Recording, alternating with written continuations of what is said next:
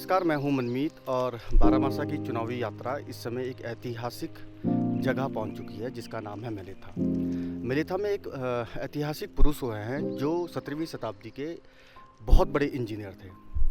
Engineer भी थे और साथ में गढ़वाल रियासत के सेनापति भी थे। सेनापति के दौरान के उनके तमाम किस्से कहानियाँ, चाहे वो एटकिंसन हो, चाहे वो शिव प्रसाद डबराल के किताबें हों, उन पे मौजूद है कि कैसे उन्होंने तिब्बत के राजा को हराया था या फिर सिरमौर के राजा को हराया था। लेकिन एक किस्सा और एक कहानी और माधव सिंह भंडारी की मौजूद है कि उन्होंने कैसे अपने गांव को, एक पानी के लिए तरस रहे गांव को, पानी का एक पूरा फर्टाइल लैंड वो कर दिया था।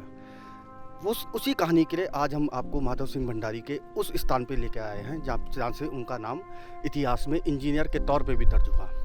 वो है उनकी माधव सिंह भंडारी द्वारा बनाई गई एक ऐसी नहर जो मेलेथा गांव को उत्तराखंड के सबसे उपजाऊ जगह में बदलती है। ये माधव सिंह भंडारी का स्मारक है जो उनकी शहीद होने के बाद बनाया गया था। आज हम आपको माधव सिंह भंडारी का एक ऐसा किस्सा सुनाने जा रहे हैं कि कैसे उन्होंने अपने इस मेलेथा गांव के लिए एक ऐसी सुरंग, एक ऐसी टनल बनाई थी जो 17वीं शताब्दी में बहुत ही जटिल, बहुत ही कठिन काम था।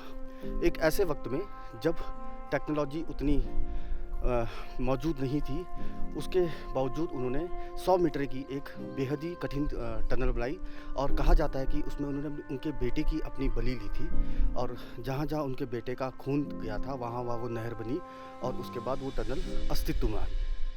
तो चलिए आज हम आपको माधव सिंह भंडारी की उसी ऐतिहासिक सुरंग और नहर की तरफ ले चलते हैं और उसकी कहानी आपको पूरे विस्तार से सुनाते हैं।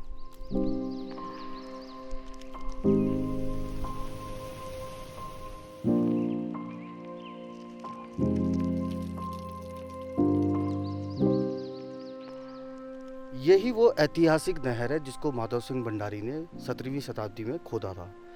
ये नहर अभी टनल से पहले है। अगर हमारे बाईं और अगर आप देखें तो ये चंद्रभागा नदी है। चंद्रभागा नदी को ये नहर के 1 किलोमीटर की ये नहर है, यहाँ तक लाया गया। अब यहाँ से मुख्य चुनौती थी, क्योंकि ये पहाड़ है, इस पहाड़ के पीछे मेलेथा गांव है, कि वहाँ तक उसको नहर को कैसे पहुँचाया जाए। तो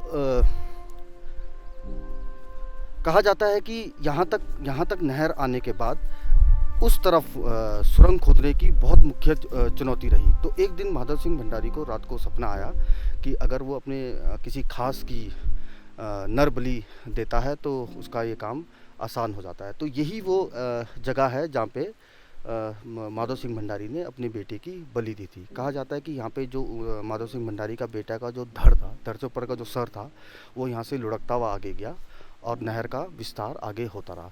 यहाँ से आगे जाके ही नहर के आगे फिर सुरंग है जो उस तरफ खुलती है। अब हम आपको वहीं लेके जाएंगे, उस सुरंग की तरफ।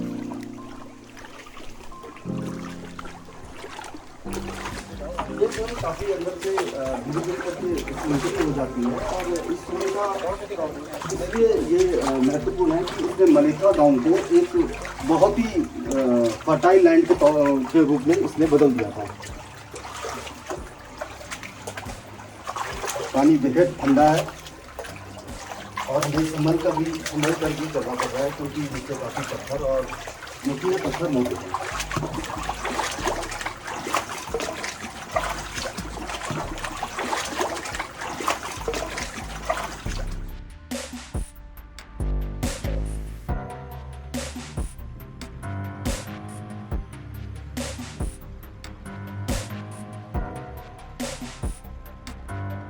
मेलेथा गांव बेहद, क्योंकि पानी बहुत ठंडा है इसलिए सांस भी फूलने लग गई है, थोड़ा ऑक्सीजन की यहाँ पे कमी भी महसूस हो रही है।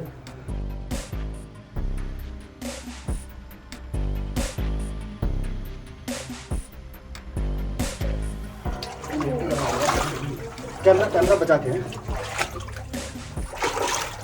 मेरे हिसाब से तो तुम कैमरा बंद कर दो, क्योंकि अब लेट ही जाना होगा अंदर। हो जाएगा।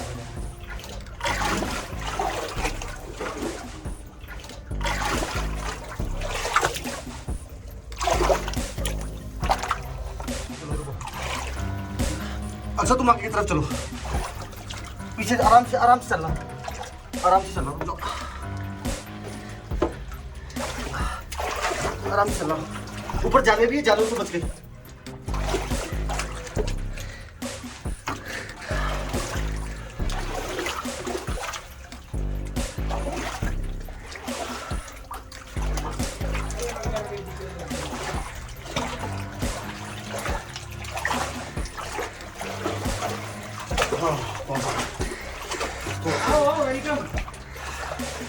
हमारे साथी तो उस तरफ से हमारा इंतजार कर रहे हैं।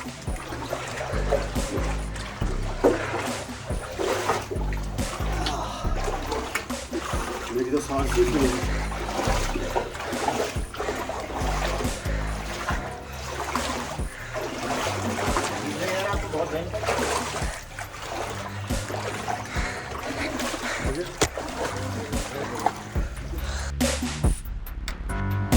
बहुत ही खतरनाक अनुभव।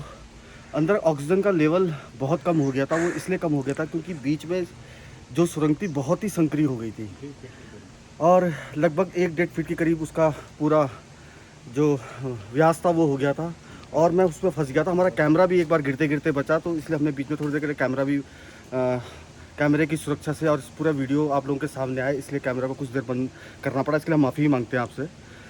लेकिन फिर भी ओवरऑल बहुत ही मैं तो अंदर टनल में ये सोच रहा था कि माधव सिंह भंडारी ने उस 17वीं शताब्दी में कितना खतरनाक एक इंजीनियरिंग मॉडल सबके सामने पेश किया। आज हमारा सौभाग्य था कि उसके 300-400 साल बाद हम उसी सुरंग से हमने एक इतिहास की यात्रा की। उस इतिहास की यात्रा जहाँ पे कई मजदूरों ने, कई ऐसे इंजीनियरों ने बहुत ही सीमित संसाधनों से एक ऐसी सुरंग को खोद डाला जिससे पूरा एक समाज, एक सभ्यता पूरी उपजाऊ उसमें फलीभूत हो गई।